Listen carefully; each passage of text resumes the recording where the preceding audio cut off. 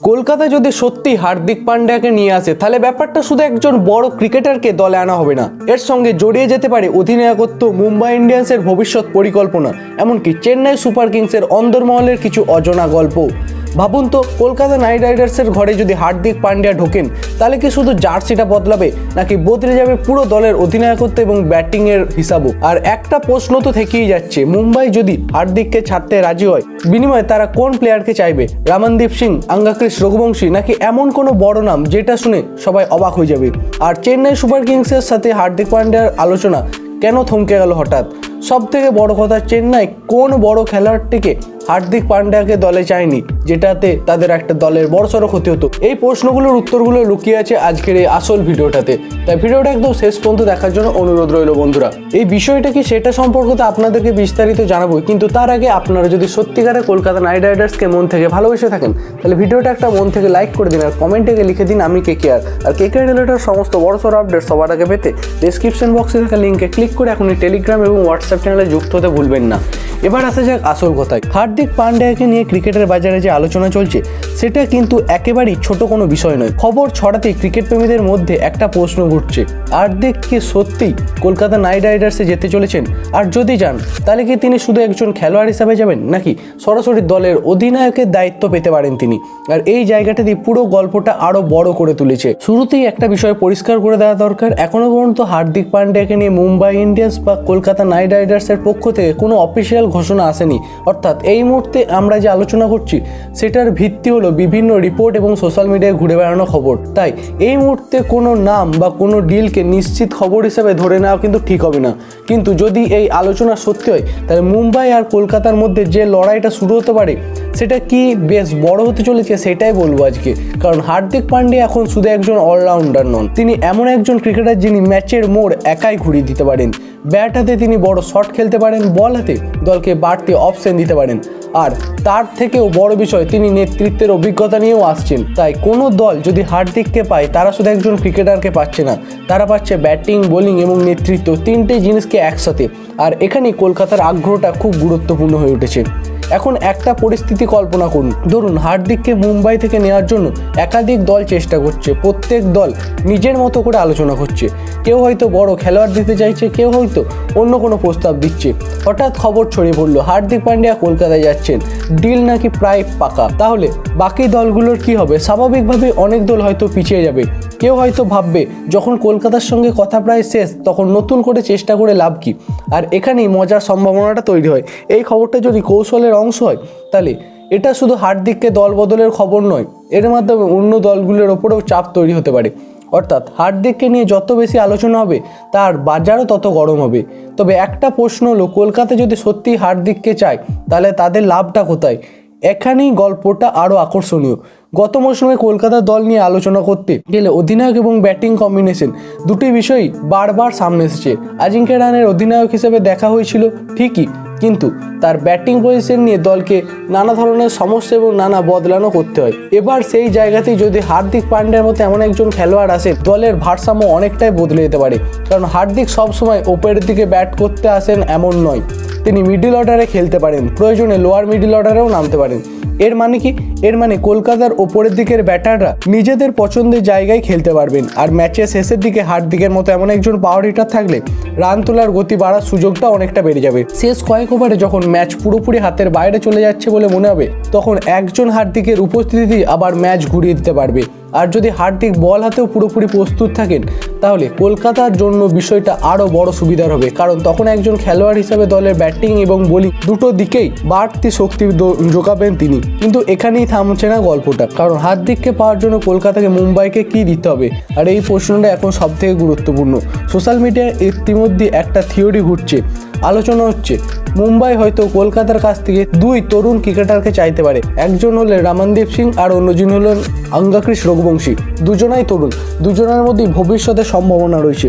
কিন্তু এখান থেকে একটা বড় প্রশ্ন আছে, হার্দিকের মতো এমন একজন ক্রিকেটারের বিনিময়ে মুম্বাই কি শুধু দুজন তরুণ ক্রিকেটারকে নিয়ে সন্তুষ্ট হবে, না এর কাছে আছে অত্যন্ত আরও অনেক কিছু পাওয়ার একটা ধারণা? কারণ রমনদীপের মতো ভূমিকা পালন করতে পারে এমন খেলোয়াড় মুম্বাইয়ের দলে আগে থেকেই আছে। তাহলে হার্দিকের মতো এমন একজন বড় নামকে ছাড়ার সময় মুম্বাই কেন আরও বড় কিছু চাইবে না। এখানেই হয়তো আসল দর কষাকষি শুরু হতে পারে। যদি মুম্বাই সত্যি হার্দিককে ছাড়তে রাজি হয়, তাহলে তারা হয়তো এমন কোনো ক্রিকেটারকে চাইতে পারে যিনি সঙ্গে সঙ্গে দলের শক্তি বাড়াতে পারবেন। অবশ্যই এই মুহূর্তে কোনো নির্দিষ্ট নামকে নিশ্চিত করে বলা যাবে না, কারণ এখনো পর্যন্ত এগুলো শুধু আলোচনা এবং সম্ভাবনা। কিন্তু একটা বিষয় পরিষ্কার, হার্দিকের মতো ক্রিকেটারকে ছাড়ার সিদ্ধান্ত মুম্বাই খুব সহজে নেবে না। কারণ হার্দিক পান্ডিয়া শুধু দলে একজন সদস্য নন, তিনি নেতৃত্বে দৌড়ে থাকা এখন একজন বড় নাম। মুম্বাইয়ের অধিনায়কত্বের ছবিটা এখন বেশ ইন্টারেস্টিং। সেখানে সূর্যকুমার যাদব আছেন জাসপ্রীত বুমরা, আবার আছেন হার্দিক পান্ডিয়া। অর্থাৎ হার্দিক যদি চলে যান ছেড়ে, তাহলে শুধু একজন ক্রিকেটারই মুম্বাই থেকে বেরিয়ে যাবেন না, দলের নেতৃত্বের সমীকরণও বদলে যাবে। আর এবার আসি সেই জায়গায় যেটা পুরো গল্পকে আরো রহস্যময় করে দিতে পারে, চেন্নাই সুপার কিংস। হার্দিককে নিয়ে চেন্নাইয়ের কাছে নামও আলোচনায় এসেছিল অনেক দিন ধরেই। রিপোর্ট অনুযায়ী চেন্নাই ম্যানেজমেন্ট কিছু আগ্রহ ছিল হার্দিক পান্ডিয়াকে দলে আনার ব্যাপারে। শুনতে ভালোই লাগছে, তাই না? চেন্নাইয়ের জার্সিতে হার্দিক, কিন্তু সমস্যা ছিল একটাই, অধিনায়কত্ব। হার্দিক যদি শুধু ক্রিকেটার হিসেবে নতুন দলে যেতে চাইতেন, তাহলে হয়তো আলোচনা অন্যরকম হতে পারত। কিন্তু হার্দিক নেতৃত্বের বিষয়টা গুরুত্বপূর্ণ।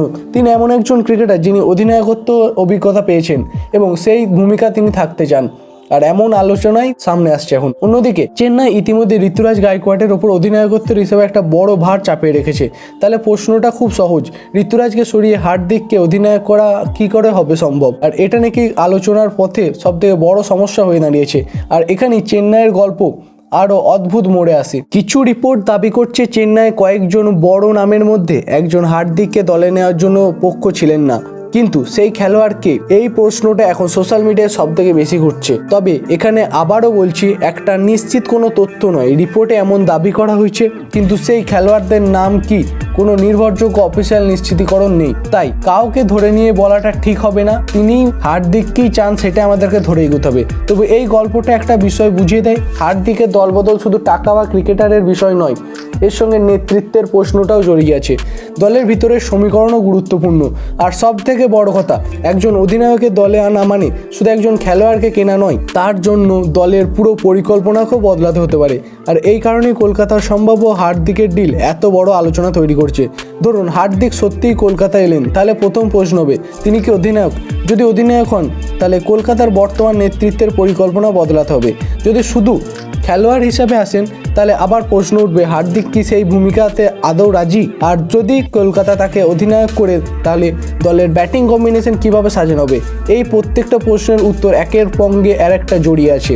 এখন ভাবুন, হার্দিকের সঙ্গে যদি রামানদীপ কিংবা রঘুবংশী মতো তরুণ ক্রিকেটারদের নামও আলোচনায় থাকে, তাহলে মুম্বাইয়ের ভবিষ্যৎ পরিকল্পনাও বড় হয়ে দাঁড়াতে পারে। মুম্বাইকে একজন বড় ক্রিকেটারকে ছেড়ে ভবিষ্যতের জন্য তরুণ খেলোয়াড়কে বেছে নেবে, নাকি তারা বলবে হার্দিকের মতো খেলোয়াড়কে ছাড়তে হলে আমরাও বড় কিছু চাই? আর এই উত্তরটাই হয়তো পুরো ডিলের আসল চাবিকাঠি। আর একটা বিষয় ভুললে চলবে না, হার্দিককে নিয়ে যত আলোচনা বাড়ছে, ততই অন্য দলগুলোর নামও সামনে আসছে। আজ কলকাতা, তার আগে চেন্নাই, আর মুম্বাই তো আছেই। মানে এটা যে শুধু একটা সম্ভাব্য ট্রেড সেটা নয়, এটা হয়ে উঠছে একাধিক ফ্র্যাঞ্চাইজির কৌশলের লড়াই। এক দল হার্দিককে চাইছে, আর এক দল হয়তো নেতৃত্বের সমস্যা নিয়ে ভাবছে। মুম্বাই হিসাব করছে কাকে ছাড়লে কি পাওয়া যাবে, আর কলকাতা ভাবছে হার্দিক এলে তাদের দল কতটা বদলে যেতে পারে। তাই গল্পের আসল উত্তেজনা শুধু হার্দিকে কোন জার্সি পরবেন সেটা নয়, আসল প্রশ্ন হলো হার্দিকের সিদ্ধান্তের পর কোন দলের সবথেকে বড় পরিবর্তন হবে? কলকাতা কি নতুন অধিনায়ক পাবে? মুম্বাই কি নতুন পথে হাঁটবে? নাকি শেষ পর্যন্ত পুরো বিষয়টাই শুধু রিপোর্ট আর সোশ্যাল মিডিয়ায় আলোচনায় আটকে যাবে? এই মুহূর্তে নিশ্চিত উত্তর কারোর কাছেই নেই। কিন্তু যদি সত্যি হার্দিক পান্ডিয়া কলকাতায় যাওয়ার ডিল হয়, তাহলে আইপিএলের দলগুলির সমীকরণ বড় পরিবর্তন আসতে পারে।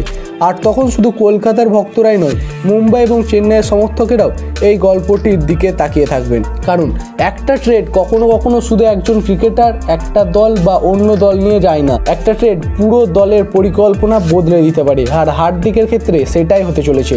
আর আপনাদের কাছে আমার একটাই প্রশ্ন, আপনারা কি হার্দিক পান্ডিয়াকে কলকাতা নাইট রাইডার্সের অধিনায়ক হিসাবে দেখতে চান?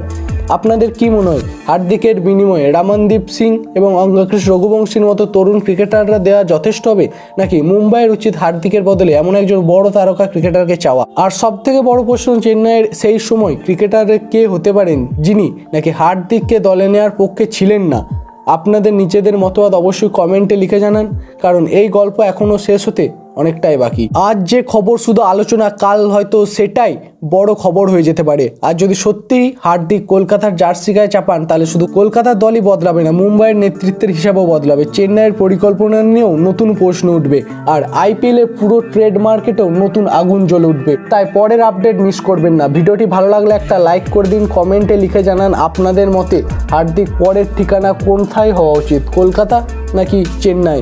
আর কেকেআরের এরকম গুরুত্বপূর্ণ আপডেট সবার আগে পেতে ডেসক্রিপশন বক্সে থাকা লিঙ্কে ক্লিক করে আমাদের টেলিগ্রাম এবং হোয়াটসঅ্যাপ চ্যানেলে এখনই জয়েন হয়ে যান। চ্যানেলটি সাবস্ক্রাইব করে বেল আইকনটি প্রেস করতে ভুলবেন না, কারণ হার্দিক পান্ডিয়া ঘিরে এই গল্প যদি সত্যি হয়, তাহলে সামনে আরও অনেক বড় চমক আসতে পারে। দেখা হবে পরের ভিডিওতে। জয় হিন্দ।